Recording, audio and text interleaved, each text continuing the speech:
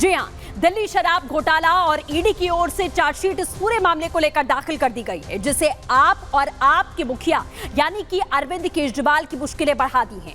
ED ने दिल्ली के मुख्यमंत्री अरविंद केजरीवाल को शराब घोटाले का मुख्य साजिशकर्ता बताया और कैसे आपके कई और नेताओं पर कानून का शिकंजा कस सकता है इसी चार्जशीट के माध्यम से, वो भी आपको बताएंगे।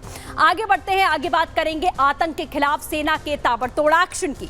आतंक के फन को कुचलने के लिए भारतीय सेना कमर कस चुकी है। सेना का एक ही मकसद है और वो है दहशतगर्दों और उनके ठिकानों का संपूर्ण खात्मा, जिसके लिए भारतीय सेना एड़ी से चोटी का जोर लगाती हुई नजर आ रही है। आगे बात Mumbai hit and run case की करेंगे और इस मामले में महाराष्ट्र पुलिस ताबड़तोड़ एक्शन ले रही है। आपको दिखाएंगे कि कैसे मुख्य आरोपी मिहिर शाह की गिरफ्तारी के साथ साथ बार पर भी बुलडोजर एक्शन लिया गया है और शिंदे सरकार ने राजेश शाह को उनके पद से बाहर का रास्ता दिखाकर यह साफ संदेश दे दिया है कि आम हो या खास, महाराष्ट्र में कानून सबके लिए एक बराबर है। और सबसे आखिर में बात इंदौर में हो रहे पलायन की, कैसे एक विशेष समुदाय के लोगों की प्रताड़ना के चलते लोग अपने घरों को छोड़ने के लिए मजबूर हो गए और अब इंसाफ की गुहार लगाते हुए कलेक्ट्रेट के चक्कर लगा रहे हैं। लेकिन सवाल यही है कि कब तक ऐसे अराजक तत्वों के चलते लोगों को पलायन करना पड़ेगा और अपने घरों को छोड़ना पड़ेगा। लेकिन सबसे पहले हम बात करेंगे दिल्ली के मुख्यमंत्री अरविंद केजरीवाल की, जिनकी मुश्किलें कम होने का नाम नहीं ले रही हैं। इससे पहले आपने देखा है कि आम आदमी पार्टी के तमाम नेताओं ने प्रेस कॉन्फ्रेंस करके मीडिया के सामने आकर यह सवाल पूछा है कि ईडी ने आखिरकार अभी तक इस कार्रवाई में क्या किया है, किस आधार पर ईडी अरविंद केजरीवाल को इस पूरे घोटाले का आरोपी बताती है। तो ईडी ने चार्जशीट दाखिल कर दी है, जिसमें पूरा ब्यौरा दे दिया गया है कि कैसे इस पैसे का इस्तेमाल गोवा के चुनावों में किया गया और यह बता दिया गया है कि आम आदमी पार्टी और अरविंद केजरीवाल इस पूरे घोटाले के किंगपिन हैं। आप देखिए इस रिपोर्ट में।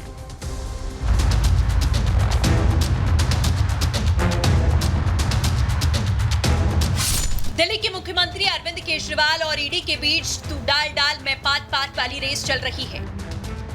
केजरीवाल जेल से बाहर आने के लिए हर बार नया पैंतरा इख्तियार करते हैं। ईडी के अधिकारी केजरीवाल की उम्मीदों पर पानी फेर देते हैं।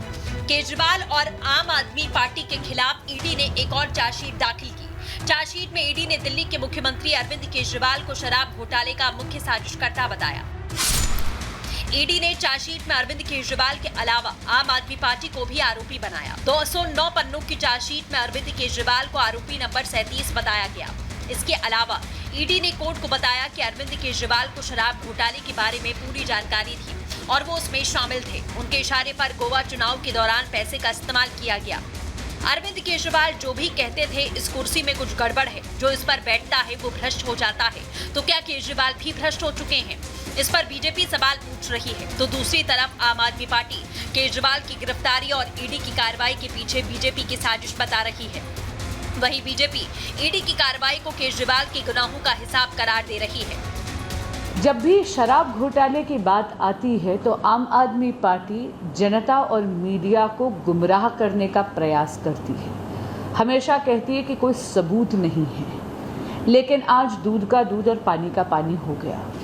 ईडी ने एक बहुत ही डिटेल्ड चार्जशीट फाइल करी है और इसके तहत पता चलता है कि माननीय मुख्यमंत्री अरविंद केजरीवाल जी न केवल व्यक्तिगत तौर पर शराब घोटाले में करोड़ों रुपए के किकबैक्स लेने में उनकी व्यक्तिगत भूमिका है, बल्कि ये भी कि वो इस पूरी की पूरी कंस्पिरेसी के किंग पिन हैं। ईडी का काम है बयानों को तोड़ मरोड़ के भारतीय जनता पार्टी की मदद करना, और ये कोर्ट में ही साबित कर दिया था अरविंद केजरीवाल ने। पिछली बार जब ट्रायल कोर्ट के अंदर अरविंद केजरीवाल जी ने कहा कि सीबीआई ये कह रही है और ऐसा मैंने नहीं कहा, तो कोर्ट ने वहीं पे सीबीआई को कहा कि हाँ ऐसा तो इन्होंने नहीं कहा, आप ऐसा क्यों कह रहे?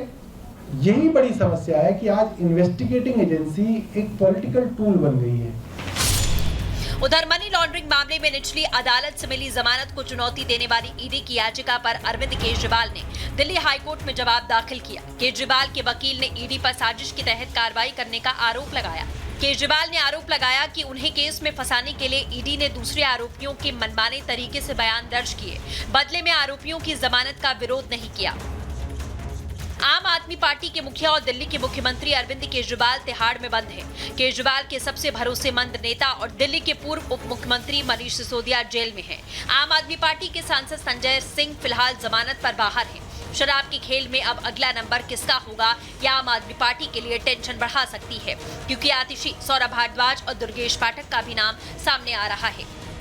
माननीय मुख्यमंत्री अरविंद केजरीवाल जी ने तफ्तीश के दौरान अपनी उंगली उठाई है माननीय मंत्री आतिशी जी पे, माननीय मंत्री सौरभ भारद्वाज जी पे और माननीय दुर्गेश पाठक जी पे, ये कह के कि दुर्गेश पाठक जी जो हैं वो तो प्रभारी थे गोवा के और आतिशी जी और सौरभ भारद्वाज वो दो मंत्री हैं जिनको विजय नायर रिपोर्ट करते थे। दिल्ली भाजपा ये मांग करती है कि इन तीनों की भी पूरी जांच होनी चाहिए। केजरीवाल जी जितने भ्रष्ट हैं, ईडी सप्लीमेंट्री चार्जशीट में ये पूरी तरह से स्पष्ट है।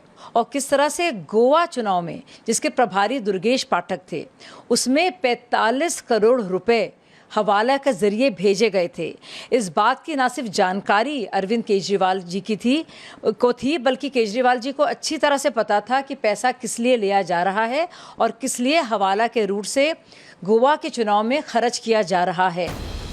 दिल्ली शराब घोटाला मामले में घिरे अरविंद केजरीवाल तिहाड़ जेल में बंद हैं। जेल से बाहर आने के लिए अरविंद केजरीवाल कोर्ट के चक्कर लगा रहे हैं, लेकिन कोर्ट राहत देने के बजाय हर बार नई तारीख और सवालों की लिस्ट थमा देती है। अब शराब घोटाले से जुड़े मनी लॉन्ड्रिंग के मामले में 12 जुलाई को वीडियो कॉन्फ्रेंसिंग के जरिए केजरीवाल की पेशी होगी। इन दिनों दिल्ली की सरकार तिहाड़ जेल से चल रही है। दिल्ली का कामकाज अरविंद केजरीवाल तिहाड़ जेल से देखते हैं। जेल से सरकार को लेकर बीजेपी आम आदमी पार्टी के खिलाफ हमलावर है। Bureau report, Republic Bharat. इस वक्त बड़ी खबर आपको बता दें, उधमपुर में संदिग्ध आतंकवादी देखे गए हैं। पुलिस ने संदिग्ध आतंकवादियों पर फायरिंग भी की है। फायरिंग के बाद मौके से फरार हो चुके हैं आतंकी और आतंकियों की तलाश में इस वक्त सर्च ऑपरेशन लगातार जारी है। तो आपको बता दें, आप देख रहे हैं कि किस तरीके से जम्मू से ये खबर मिल रही है, जहां उधमपुर में संदिग्ध आतंकवादी देखे गए हैं। हालांकि पिछले कुछ दिनों से आप देख रहे हैं कि जम्मू के कुछ इलाकों को ही आतंकी अपना निशाना बनाते हुए नजर आ रहे हैं और जंगलों की पनाह लेकर वो सीधे तौर पर छुपने की कोशिश करते हैं, जिसे लेकर सर्च ऑपरेशन इस वक्त लगातार घाटी में जारी है।